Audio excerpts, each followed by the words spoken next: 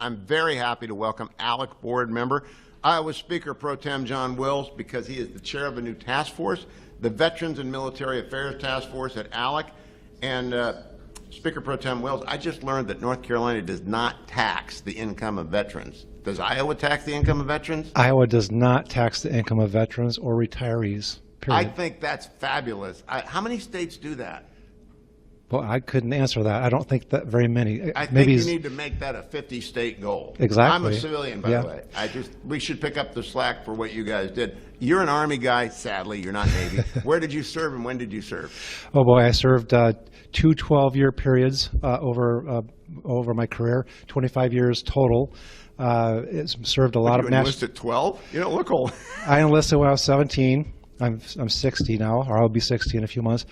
Yeah, 17 when I was just a pup, and enlisted in the National Guard and served for about 12 years. I said, I'm done with this, and then 9/11 happened, and I'm like, I got to do something, and I got back in. You know, Senator Ernst is a good friend of the program. We love Senator Ernst, and the National Guard in Iowa goes everywhere. It seems like you always get deployed. Yeah. They don't forget Iowa. No. Ashley Hinson going to win that seat? Boy, I sure think so. I hope so. She's really working hard, and she's all over the state. I served with her in the Iowa legislature. She's a good, solid conservative, and she will serve Iowa well. So what is the new chair on military affairs and veterans going to do for ALEC? What else besides taxes? This is really something that we've been working at for about 4 years ago. 4 years, I went to CEO Lisa Nelson about 4 years ago and said, one thing that we're really missing here in ALEC is something that deals with the Veterans Affairs, because it's a totally distinct issue. And you can try to pocket some of those things into other committees, but it's just unique enough that we really need to have a niche that we can go to. And so she agreed, and we investigated, and we did some stuff, and a few years later, here we are. We have the committee up and running, but we deal with things that are unique to veterans. Things like when veterans move from one state to the next, a lot of times their spouses who have licenses. I lived it. My cousin is a physician's assistant who had to get relicensed when her husband was on active duty 3 times. Exactly. So stupid. We'll deal with licensing for veterans, spouses of veterans, so that they can more easily move to another state and be immediately hired and have a livelihood. Now, how many veterans in the Iowa legislature do you think? Oh boy, 1% of Americans serve. In Iowa, we're a little bit higher than that. So I would say probably 10 to 15 legislators in Iowa, the Iowa legislature right now, are serving. But nationwide, it's 1% of the population. And what I found in ALEC is we're higher, a higher level than even that. I met a couple last night coming in and out talking. I can tell. Some people are wearing their core thing. Right. The Marines are always telling you, right, Marines, don't mess with me. But it's fine. I'm glad. I'm kind of surprised it didn't exist until then.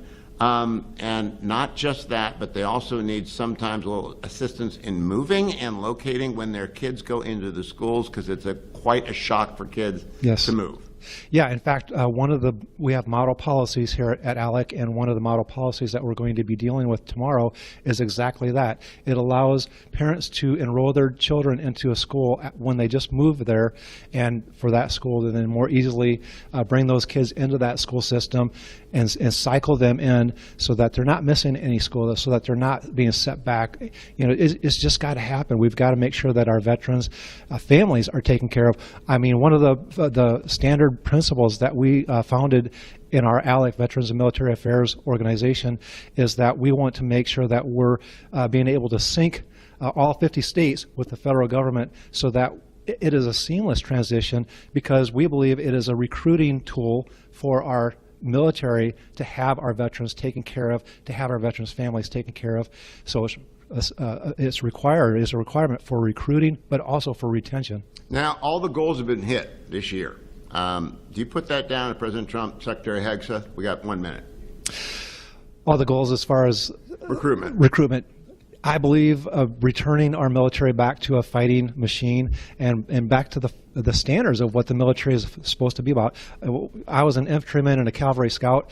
We learned how to kill people and destroy things. Oh yeah, scouts. You know, that's what you do as in the military. That's what the military should be. It's not a training ground or a decision-making thing about, well, how should we do more DEI in the military? It should be exactly what it's meant to be, to protect this country and kill and destroy our enemy. John Wills, thanks for your service. Thanks for joining me today. I appreciate it very much. Good luck with that task force. A lot could be done with that. A lot.